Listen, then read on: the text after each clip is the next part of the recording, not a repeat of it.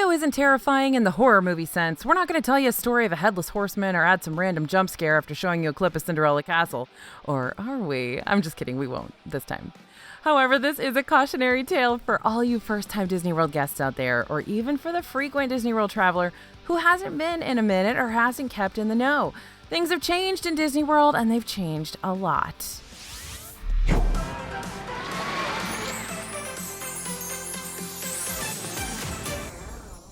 Hey everyone, it's AJ from Disney Food Blog, and today we're going to talk about the 15 things that should terrify you about Disney World. Disney World's not a scary place, well usually, unless you're at It's Tough to Be a Bug in Disney's Animal Kingdom, then it's horrifying. But it might terrify you in different ways when it comes to unpredictable circumstances, virtual planning, and the new ways things work in general. But hey, that's why we're talking about them, so you can be prepared for Disney World changes and sticky situations ahead of time before you jump into planning mode and before you get there and get surprised. Let's get started. All right, we got to start with sticker shock. The initial cost of Disney is expensive. You got to drop the big bucks to grab a flight, book a hotel, buy the park tickets, the fun adulty stuff. But if you've only budgeted enough for those main items and have a little bit of moolah set aside for the rest of the trip, well, you're about to start quaking in your boots because yikes, that's not the end of your major purchases. Without further ado, let's talk food. We're talking breakfast, lunch, dinner, snack, second breakfast. Foods add up quickly on a Disney trip, especially when you consider how food prices hike up all the time. We saw prices rise over in Epcot's France Pavilion. The Artisan de Glace, Crêpes des Chefs de France, and Le Vins des Chefs de France all have menu items that have risen in price. Some of those price increases include the macaron sandwiches that are $7 instead of $4.69. The ice cream martinis are $13.95 instead of $11.97. The ice cream crepes that are $6.50 instead of $6. I know it seems small, but every little cent adds up. And if everything you buy on vacation costs $3 more than it used to, that gets a little pricey. Other food price increases we've seen lately are from our beloved Adventureland spring roll cart over in the Magic Kingdom, which now has us paying $9.50 per 2 spring rolls instead of $7.50. And we've also seen price increases at Teppanetto and Tokyo Dining over in Epcot's Japan Pavilion, Splitsville's sushi rolls over in Disney Springs, even Joffrey's coffee kiosks have experienced price bump ups. Now, you may think we're a little crazy for paying attention to every nickel and dime that Disney increases prices, but hey, that's our job. That's why you watch this. We want to make sure that it's not just hotel and park tickets that you're paying for in Disney World. You're paying for food, and it's really expensive food. Now, we're only naming the restaurants we remember seeing recently. Sneaky little price bump ups like this happen constantly at Disney restaurants. They don't seem drastic at first, just a few cents or dollar raises here and there. But when it happens yearly and regularly across property, it really starts taking a toll on your wallet. Aside from increased prices, Disney food is just flat out pricey anyway. Now, you might hear some folks recommending the Disney dining plan, which has not yet returned to the parks, but will be back sometime in the near future, according to Disney. However, this plan hasn't always given us the best bang for our buck in the past, and it might not for you either. You really have to put in the work to come out ahead when using the Disney dining plan. Believe me, Disney does not like to sell you something that isn't profitable for them. And so they have done the work. They've put in the surveys, they've checked the data. They know exactly how much money most people spend on food. And the dining plan is priced accordingly. They aren't going to give you something that they're going to lose money on, you guys. So if you want to try to save money on the Disney dining plan, that means go to the most expensive restaurants you can, order the most expensive food you can. Don't let any snack credit get left behind. You got to use all those snack credits and use them wisely and well. Make sure you're buying the most expensive snacks in Disney World. Now, we've got videos on all of that. We've got videos on how to maximize your dining plan, how to make sure you get the most benefit for your buck. But most of the time, if you get the Disney dining plan, you're either going to lose money or you are going to break even. The best thing about the Disney dining plan right now is that it can help you budget. So basically, you pay for all of your food ahead of time, and then when you actually get to Disney World, all you have to pay for is tips and gratuity. But if you're worried about saving the most money you can, you may be better off searching out deals and paying out of pocket rather than opting for the dining plan. So check out some of our previous videos, find out what the cheapest dining and snack options in Disney World are, and if you decide to eat around the Food and Wine Festival, consider getting a gift card for yourself, loading it with a set amount of money. That way you can keep better track of how much you're spending on food instead of mindlessly handing over your debit card to one booth after the other. Plus, if you ever need to reload the gift card with more money, you always can at one of the main gift shop locations. But that's always helpful from a budget perspective, as you actually have to go and reload it, which means you have to actually pay attention to how much you're spending. Plus, once you're done, you got a nice little gift card souvenir to remind you of all the money you've spent on food that day. Aw, memories. But yeah, I know a lot of you love the dining plan, and that's great. If it works for you, works for your family, if you've crunched the numbers and you save money on the dining plan, that is super. In our DFB guide every year, we crunch the numbers. We basically have a made-up family go to Disney World and buy all the food they would get on the dining plan. And usually we cannot make it save money. We always try. We try really hard, but usually it may save $5 and it may lose money. So our number crunching, that's what it's come up with. But I know some of you absolutely love and swear by the dining plan, and that's awesome. You can always put your thoughts in the comments. Okay, sticking with the sticker shock, we want to talk about a few more price increases in Disney World that are going to affect your wallet a little bit more than just those little food price increases. Remember that if you want to park at a Disney resort overnight, you're going to have to pay $15 to $25 per night. You want to customize an authentic lightsaber at Savi's workshop, you're dropping $219 for that bad boy. Yep, that price went up. You need a reusable bag for your shopping extravaganzas? It's $3 now for a large bag, which may not seem significant, but it might hurt a little more when you realize they were only $1 last year. And you want a park hop? Well, that'll be an extra $65 to $85 on top of what you're already paying for a regular park ticket. Magic bands, those are going to be $20 or $35 if you want a special limited edition one. So make sure you're setting aside extra money for those expenses, for those souvenirs. Save more than you think you're going to need because you're going to need it. Okay, another thing that can and should probably terrify you about Disney World is those crowds, those massive, massive crowds that are just going to get worse. If you're planning on an upcoming Disney World trip and trying to tell yourself, the crowds won't be that bad, just know that you're lying to yourself. That's uncool. Even with the parks still not at full capacity, at least we don't think they are, there are many guests who are making their way to Disney World after not getting the chance to go for over a year.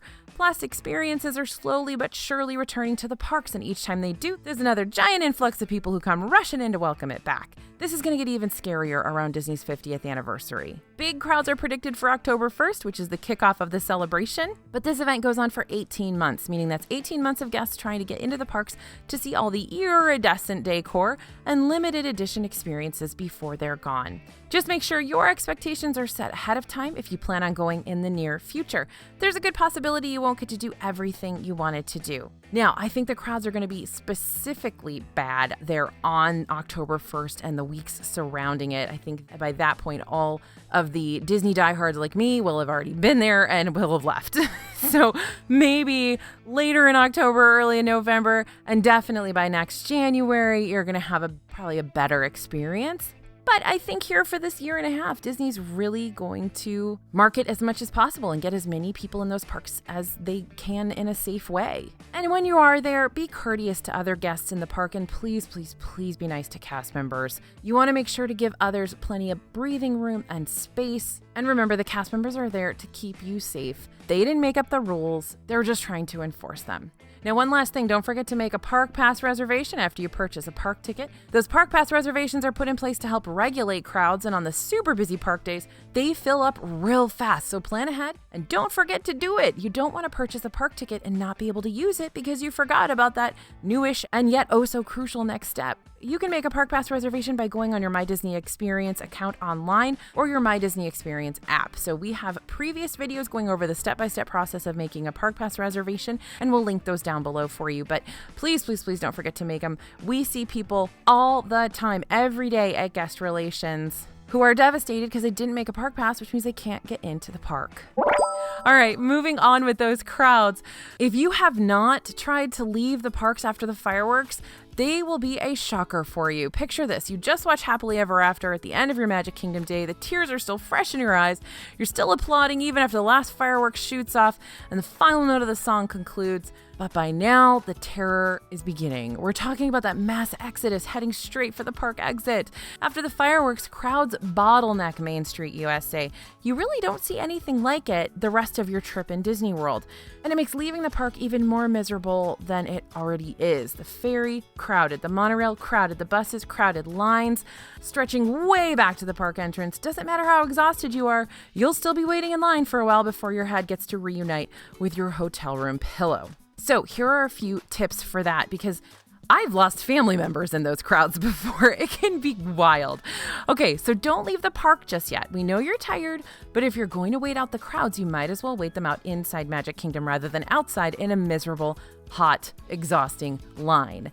Main Street USA stores stay open an hour after the park closes. And this is the same for bigger stores at the other parks too, like Mouse Gear over at Epcot. So take some time to browse a bit or take a seat somewhere on Main Street and just, people watch, reflect, get your meditation in, some final pics of the castle maybe. 30 minutes after Magic Kingdom closes, you'll be able to watch the castle's Kiss Goodnight. Now, this isn't an extra show. It's more so the park's way of giving guests a final send-off. Cinderella Castle is lit up in a vibrant blue glow, and When You Wish Upon a Star starts, and they give you one last motivational speech over the loudspeaker. And if you're not already half asleep by then, it's a really sweet moment. Sometimes Mickey comes on and says goodbye to you. It's a cherry on the top of an all-around good day. It's nice. It's relaxing. You're not literally smashed up against the wall of a bus. That's great. Now, if you really don't want to stay any longer at Magic Kingdom than you need to, then try watching the Happily Ever After fireworks toward the back of Main Street near the flagpole. You'll be closer to the exit once the show concludes, which will give you a better shot at beating the mob of guests that'll be barreling towards the front even before the roaring applause dies down. Just be warned, people will probably be leaving before the show's conclusion, so your view might be interrupted by passers-by who are exiting the park before the show has ended. Now, one last tip. If you know you're going to be watching fireworks in the parks that night, consider sleeping in that day or giving yourself a break in the middle of the day for naps so you can be well-rested and bright-eyed for the show. And this is especially important for kiddos who'll be staying up way past their bedtimes and may get fussy while waiting for transportation to show up after the show. And then when you finally get on the bus, they'll fall asleep, and then they'll wake up when you're trying to go into your hotel room, and then they'll never go to sleep again. Right. That's not good. Let's avoid that. Okay, another thing that can be really scary in Disney World is everybody else. Yeah, all the people. There's lots of people, and I'm not talking crowds. I'm talking about people and their bad behavior. This is a really terrifying one because despite being immersed in a place called the most magical place on earth, there will always be those guests who aren't all that magical to be around. Off the top of my head, I'm thinking about the guests who are screaming at their children, are mouthy to cast members, or have this overall unearned sense of entitlement about them. Can you tell we've experienced this before? And spoiler alert, some of these people might be your family members. I know that I have yelled at my children in Disney World, so I'm going to own that. Now, even if you're not with these guests the whole day, they can ruin an experience for you just like that. We can't necessarily fix them and their party pooper attitudes for you, but we can give you some tidbits of advice on when you encounter them, which you most likely will. First off, take note of what we said earlier. You're not going to be with them all day. If there's a guest out there that's really harshing your mellow, as the cool kids still totally say, move on to a different area of the park. Don't let it steam you up, because the only person who gets hurt in that situation is you. We guarantee you those guests with the attitude problems don't care a lick about what you're thinking about them. They've got their own baggage to carry. So now that we've ranted a bit, here's the softer side. You have no idea what that guest is going through. Could this sourpuss just be bratty for the sake of being bratty? Sure, but there could be a lot going on behind the scenes that you'll never know about. So again, everybody's carrying their own stone up the mountain. Don't take their sour attitudes personally. Just keep swimming. And again, if that person is you or someone in your family, take that as a note that it's time to go take a rest. It's time to go back to the hotel. It's time to relax. It's time to get some food, because sometimes that's just hangry coming out. So if you're the person that's ruining the experience for everyone around you, time to go. It's time to take a nap. Again, I'll own it. I've been there. And remember, if that person is you, if that person is your spouse or your kids, it happens to all of us, believe me. So here's a way to try to prevent it. I promise you it'll happen at least once, but here's how we try to prevent it. Take those snack breaks. Slip into an air-conditioned show for 15 or 20 minutes. Maybe you want to escape back to the hotel room, like I said. Don't push yourself to the limit. It's not worth it. You might be hyped to travel with your family or your friends, whoever you're adventuring with, but not every moment's going to be magic and pixie dust. Sometimes it's easiest to snap on the people we love the most, especially when we're tired, we're on vacation, we're spending way too much money, and we're hungry all at the same time.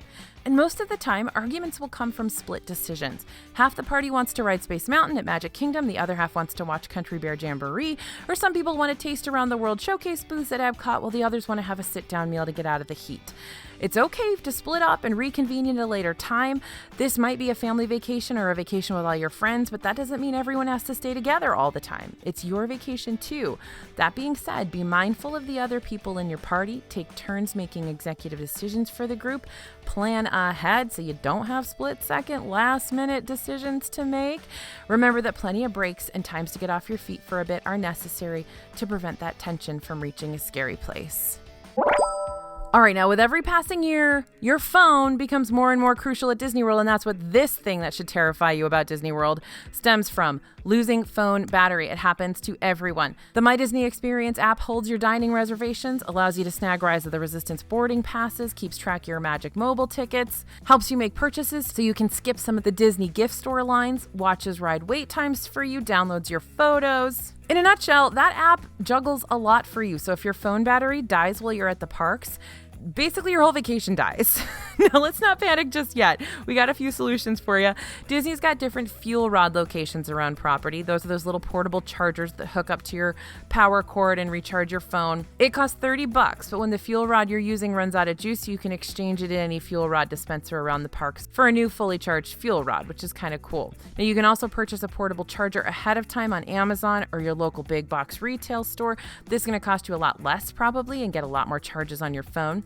If you have your charging cord on you, you don't mind taking a minute or two out of your hectic park day while you wait for your phone to be brought back from the brink of death, Disney World has some charging outlets as well located around their parks and resorts. Few locations you can find those are in the tree stumps near the Tangled restrooms and in the Space Mountain gift shop in Magic Kingdom, Star Wars Launch Bay at Hollywood Studios, the wooden light posts near Expedition Everest at Disney's Animal Kingdom, near the bathrooms between Italy and Germany pavilions, and near the Kringla Bakery Og Cafe in the Norway Pavilion at Epcot. So your phone is really important. It's really critical. You don't want to lose that battery. So plan ahead and make sure you have a way to recharge.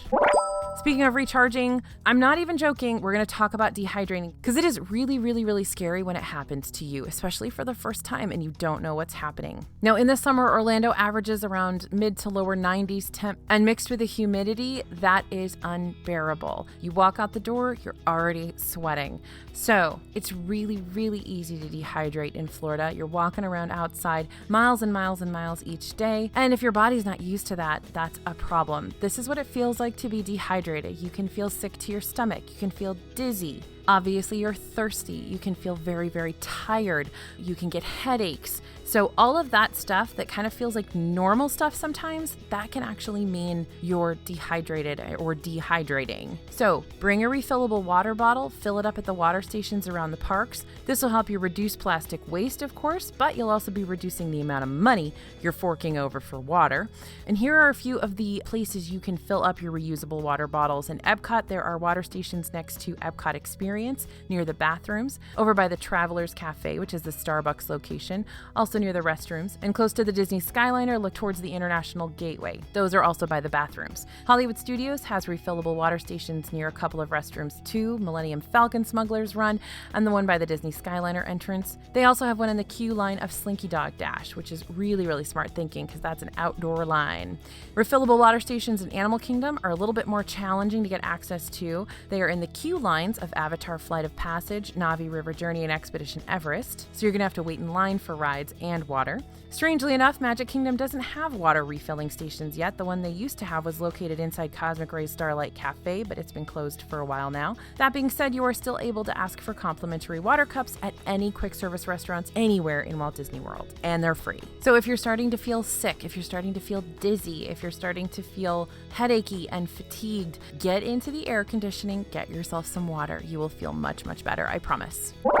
Now, something else that a lot of people are terrified about at Disney World is FOMO, the fear of missing out, of not doing everything that they're going to want to do. It's a serious thing. The struggle is real. As you lead up to your Disney World vacation, all you're doing is hearing from all the other moms in the pickup line, all the other guys in the office, the things they did at Disney World, your kids telling you what all his friends did at Disney World.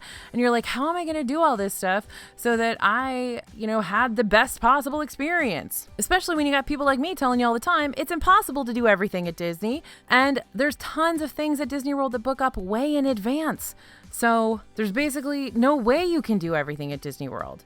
So let's talk about that. There are a few things you do need to book ahead of time. These are going to be 60 days in advance. And here are the dining options that everybody wants to do, but you got to book really far in advance. Cinderella Castle, Be Our Guest Restaurant, Garden Grill, Sci-Fi Dine-In, Oga's Cantina, Tiffin's, Homecoming, California Grill, and of course, Ohana. You get the gist. A lot of table service restaurants book up quickly, especially since the seating is limited. Savi's Workshop over at Star Wars Galaxy's Edge. You remember this one, right? The $219 experience?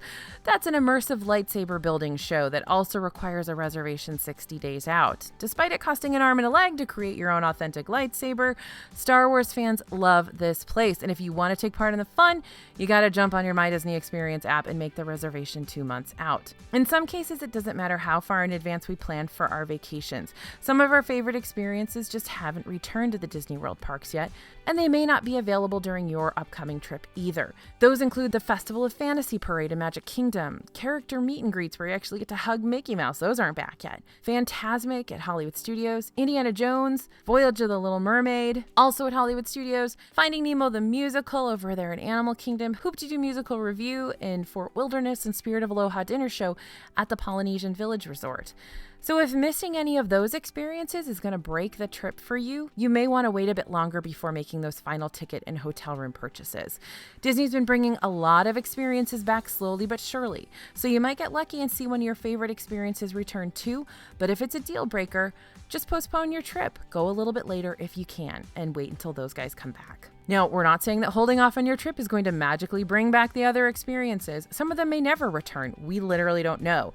But you might be able to get a better idea of when these shows and attractions could be returning. We're predicting more and more experiences will open up as we get closer to the 50th anniversary celebration and as we go through that 50th anniversary celebration.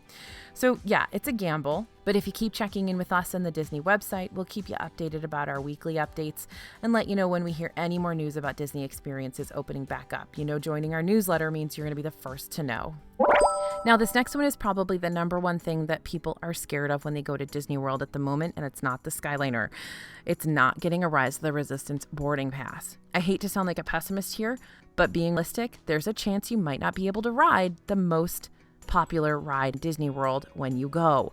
Rise of the Resistance in Star Wars Galaxy's Edge at Hollywood Studios is incredible. It's immersive, it's got state-of-the-art animatronics, it's got thrills and trackless dark ride features. Can't just wait in line for this one. You've got to get on your My Disney Experience app and snag what Disney calls a boarding pass in order to get in the queue line for this ride. Boarding passes are distributed twice each day, once at 7 a.m., once at 1 p.m. And when we say distributed, we don't mean you can go onto the My Disney Experience app whenever you want the day of your Hollywood Studios visit to grab a pass. You got to get on your phone and grab the pass the very second the clock changes over from 6:59 a.m. to 7 a.m. If you're even 10 seconds behind on grabbing a boarding pass, you're going to miss your window of opportunity. When I tried to get one a few months ago, I missed out. Yeah, I know, it's brutal. But here are a few tidbits of advice for you. Study up ahead of time. Make sure you go to the homepage of your My Disney Experience app. See if you can locate the virtual queue area. This is where you're going to go to join the Rise of the Resistance's virtual queue. Wake up early. If you miss that 7 a.m. distribution time,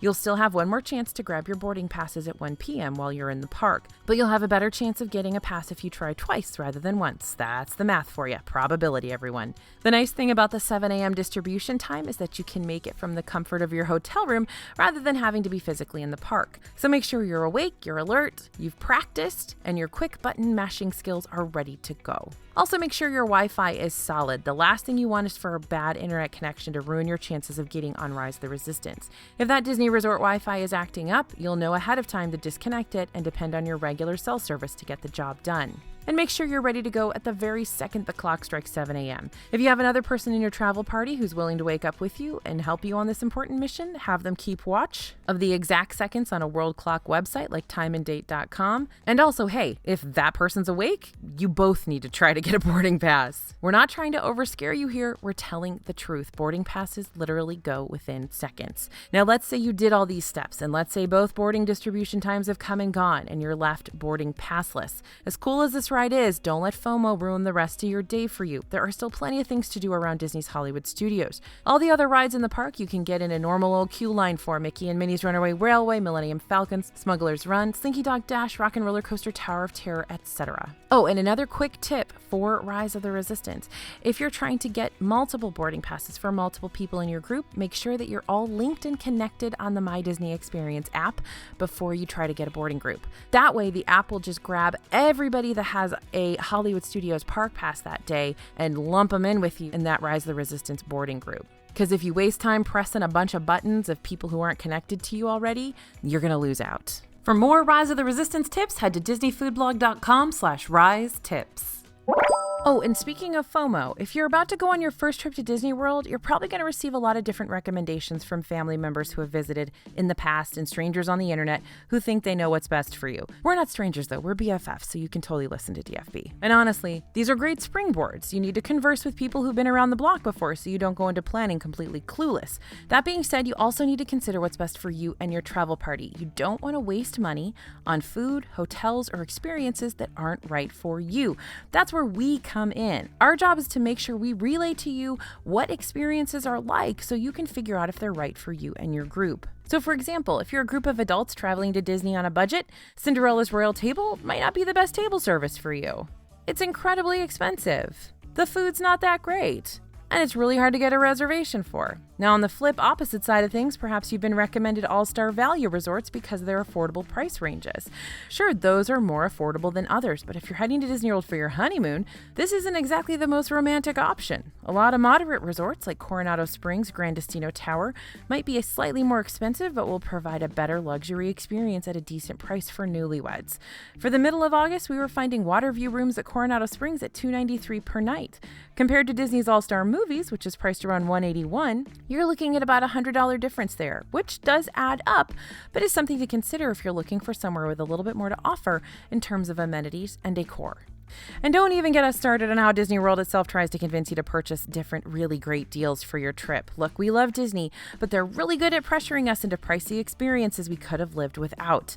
We've done videos in the past talking about different ways Disney likes to mess with our minds and get us to think we need to spend more money than we already are. Like, that's why I have a Porg puppet in my house right now. Seriously, do I need? No, I don't need a Porg puppet, but I have one. I couldn't help myself. Thanks, Disney. But we've got a great video called How Disney Tricks You into Spending More Money. Some of these ways include packaging bundles. Disney will put together discounts for park tickets, hotels, and dining all wrapped into one great deal. But if you look at the teeny tiny fine print, you'll see this deal works for a 2-night stay. You don't have to stay 7 nights. Very tricky. Disney's bounce back offers can feel very peer pressure-y too. These are discounted offers for guests currently staying at a Disney hotel, telling you that if you book your next Disney vacation before your current vacation ends, Disney will give you one heck of a deal for that next hotel room of yours. Now, you can cancel or reschedule that bounce back offer, but will you? Now, don't get me wrong, I've used lots of bounce back offers. That's why I do this for a living, because they have definitely sucked me in.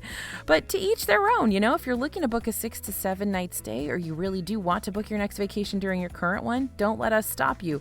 We just want you to be aware that so many people try to dip their toes into your vacation planning, but you don't need to go with the crowd. Plan the trip that's going to make the most sense financially for you and your travel party.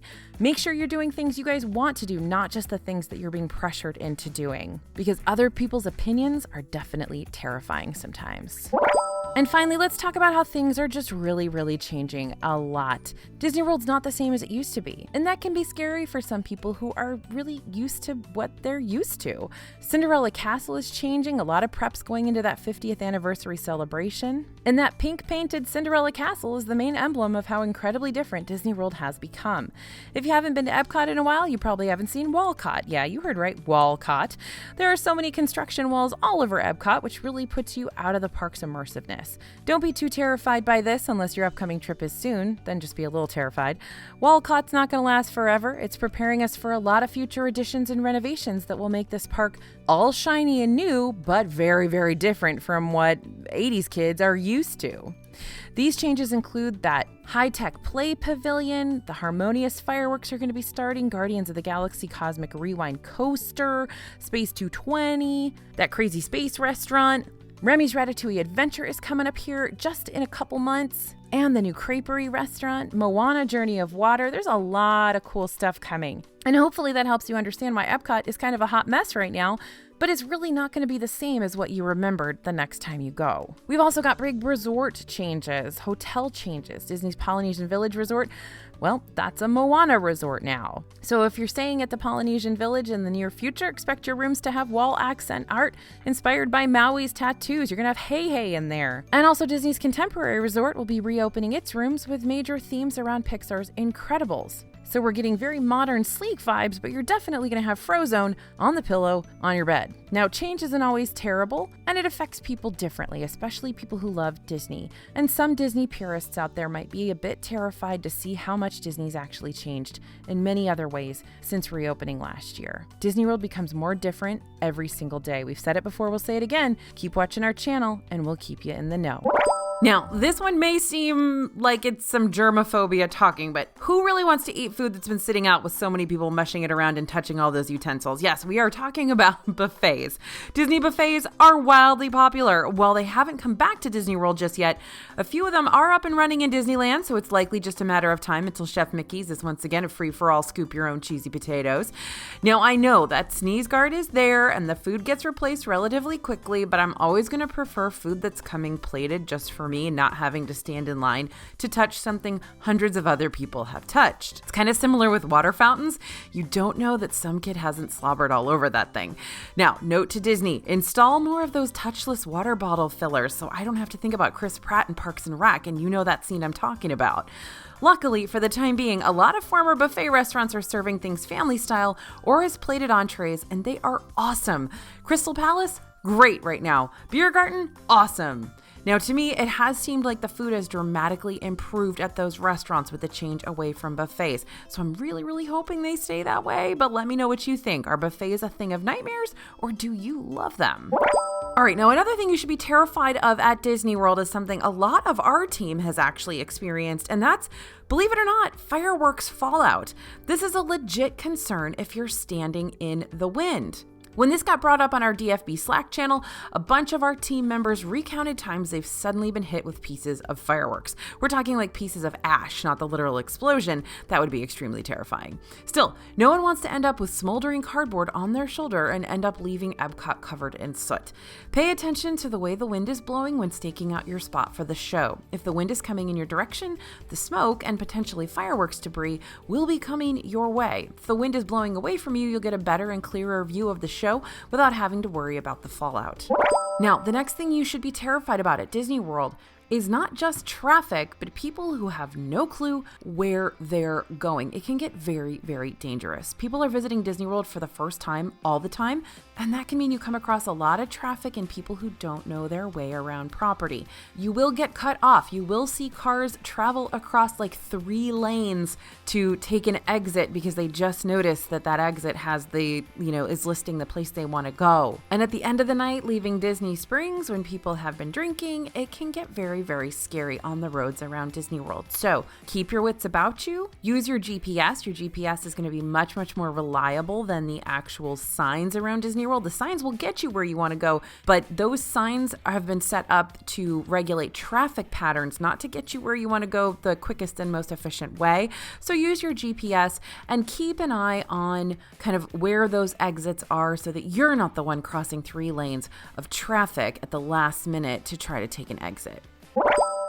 Now, this next one we've had on the channel a couple of times, but it's still really interesting, and it's something that a lot of people have never heard of, and that's bathrooms that lock. Yeah, a bathroom stall that doesn't lock can be terror-inducing, but it's the full bathrooms that come with a deadbolt that should really stress you out. One of the unique design elements of the bathrooms in Animal Kingdom is that all of the bathroom doors lock from the inside. Why, you might ask, does this feature need to be installed? Well, just in case some animals escape and start running wild in the park and endangering guests. Not too many things are really truly scary at Disney, but this could be one of them. So FYI, if you ever see like a rhino coming at you in Disney World, get to a public bathroom, close the door and lock it. And I'm not talking about the stalls. I'm talking about the actual door to the bathroom. That's the thing that locks. Now, luckily, Disney's never had to use those bathroom locks as all of the animals have stayed exactly where they're supposed to be, well, except those giraffes that constantly block the roadways and delay your safari. And another thing to be terrified of in Disney World is all of your hard work and planning getting ruined by completely unexpected things. This happens to all of us, so you want to be prepared for it. You spend months, maybe even years, planning every single aspect of your trip only to have it ruined in about 2 seconds by something you couldn't possibly have planned for. Like a dad putting his kid on his shoulders right in front of you after staking out a fireworks spot for 2 hours. True story, one of our teammates' friends almost witnessed an all-out brawl over fireworks spots in Magic Kingdom just last week. Tensions are high when it comes to Disney and having the perfect trip, but check your emotions because no fireworks spot, no matter how perfect, is worth being asked to leave the park. And tech glitches can throw a huge wrench in your plans too. If Rise of the Resistance breaks down when you finally got a boarding group, you'll likely be given a fast pass to ride it the next day, but what if it's your last day at Disney World and you just don't get to ride, even after all that planning and succeeding in getting a boarding group? No matter how much you plan, something can always go wrong, and it's important to take things in stride, go with the flow when things aren't going perfectly, build in that extra time to relax or get a little extra sleep, get a little extra rest. A bad attitude can ruin your trip faster than any mishap, and you want to keep monitoring your family for those attitudes as well. All right, have we scared you to your very core? Disney World's a ton of fun and helps you make life-lasting memories with your friends and family, but sometimes the prices, the changes, and the guests are so overwhelming, it's terrifying to plan. If you're planning an upcoming trip, we won't be there to provide you with a security blanket and tell you that everything's going to be all right, but what we can do is so much more. So stick with us. We're going to help you make sure you don't fall into any of those planning traps or make any of those mistakes, because with Disney World as different as it is right now based on COVID, the pandemic, all the changes that have been made, the technology updates, it's really, really, really helpful to have someone in the know to guide you through it. That's what we're here for. So thank you so much for listening. I know this was a long one, but it's a really, really important one. Thanks for watching. As always, this is AJ for Disney Food Blog, and we'll see you real soon.